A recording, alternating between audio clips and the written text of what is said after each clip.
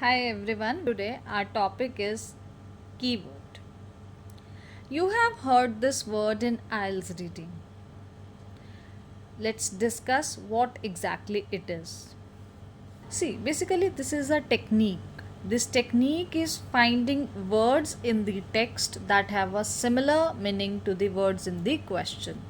हमें क्या करना है, क्वेश्चन में हमारे जो वर्ड्स हैं और हमें जो टेक्स्ट में वर्ड्स गिवन हैं उनको हमें मैच करना है. इस टेक्निक की हेल्प से हम लोग मैच करते हैं कि मीनिंग जो है वो सेम है या नहीं. कीवर्ड्स हमें क्या हेल्प करेंगे, कहते कीवर्ड्स हेल्प करेगा आपका लोकेट करने में कि आंसर किस पार्ट में है. It helps you to locate the place in the text where the answer lies and to pick out exactly which part of this group of sentences is the one that you need for the correct answer. इसी से हमें पता चलेगी location कहाँ पे है हमारे answer की और आंसर जो है करेक्ट कौन सा है. Find keywords in reading passage. देखो क्या कैसे कीवर्ड सेलेक्ट करने हैं रीडिंग पैसेज में. कहते हैं an important part of skimming the passage is underlining keywords. Skimming का जो एक इम्पॉर्टेंट पार्ट है कीवर्ड्स को अंडरलाइन करना. While you are reading the passage, you can identify important keywords in the paragraph that will also help you to better understand the given information. कहते जब आप paragraph को स्किम कर रहे होगे ना उस टाइम पे आपको कीवर्ड्स निकालने हैं अपने पैराग्राफ में से, जिससे आपको क्या होगा, जो इन्फॉर्मेशन गिवन होगी वो जल्दी समझ में आती है. At this time, you should underline keywords to understand the paragraph by abstracting important information from it. इस टाइम पे हमें क्या करना चाहिए, कीवर्ड्स को अंडरलाइन करना चाहिए, पैराग्राफ में से निकालने चाहिए कि जिससे हमें इम्पॉर्टेंट इन्फॉर्मेशन मिल सके. You can definitely underline some keywords such as names, location, etc. कहते हमें ना अंडरलाइन करना चाहिए कीवर्ड्स को. देखो लिस्ट भी है हमारे पास, here is a list also. Names जैसे साइंटिस्ट्स के नेम आते हैं, पीपल के नेम गिवन होते हैं, उन नेम्स को आपको क्या करना है, अंडरलाइन करना है जब आप स्किमिंग कर रहे हो. लोकेशंस आ रही हैं, कोई टाउन बता रहे हैं, पर्टिकुलर सिटी बता रहे हैं, पर्टिकुलर कंट्री बता रहे हैं, it means definitely we will get our answers over there. Dates आ रही हैं, डेट्स को हमेशा अंडरलाइन करना चाहिए. पैसेज में क्वेश्चन गिवन है तो डायरेक्टली हम लोग उस डेट पे चले जाएंगे and we will get our answer. Figures बताया, नंबर्स आ रहे हैं, you need to underline. You may mark any word और phrase which is capitalized, right. Definitely you will get answer over there. कहते टाइटल्स आ रहे हैं बुक्स के, इवेंट्स दे रखे हैं, नेम्स दे रखे हैं, हमें किस चीज़ पे फोकस रखना है, ऐसा वर्ड या फ्रेज जो कैपिटलाइज्ड है, ठीक है, जो कैपिटल लेटर्स में लिखा है.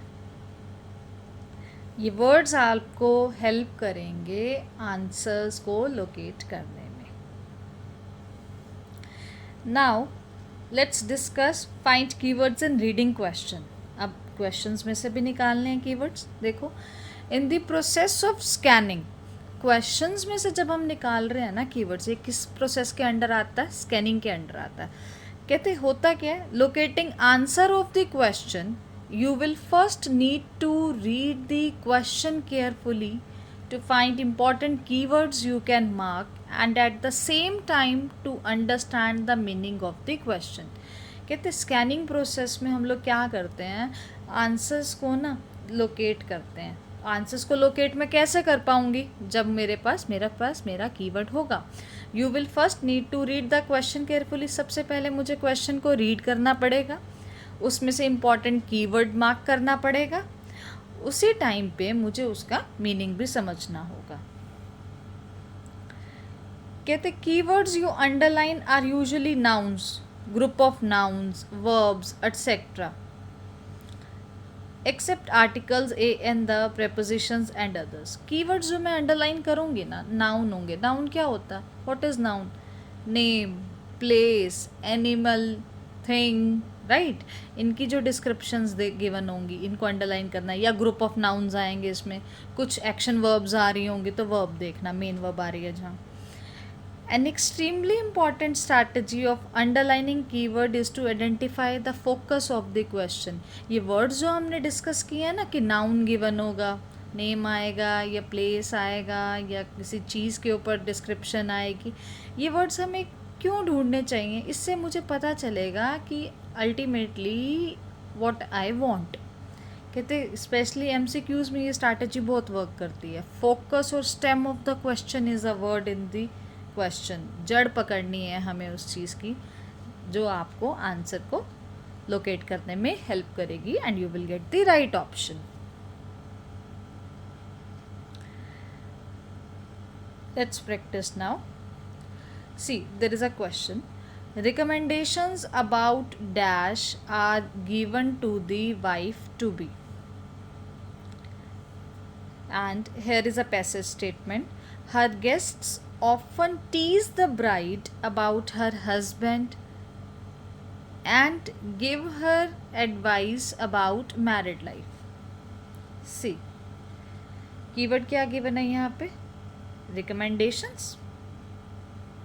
About what? ये आपको बताना है. कहते are given to the wife to be. Her guests often tease the bride. ठीक है, यहाँ दिया wife to be, यहाँ दिया bride. किस चीज़ के लिए टीज करते थे, चिढ़ाते थे? About her husband. किसको लेके? About her husband and give her advice about married life. अब देखो यहाँ क्या गिवन है हमारे को? About गिवन है. अबाउट ना यहाँ 2 टाइम्स आ रहा है, यहाँ भी अबाउट आ रहा है हमारा और यहाँ भी अबाउट आ रहा है. अब देखो कुछ स्टूडेंट्स कंफ्यूज होंगे कि हस्बैंड आना चाहिए कि मैरिड लाइफ आना चाहिए, राइट? अब क्वेश्चन को समझो. पैसेज में हमने इन वर्ड्स को देखा, क्वेश्चन में मैच किया. अब ये क्या बता रहा है?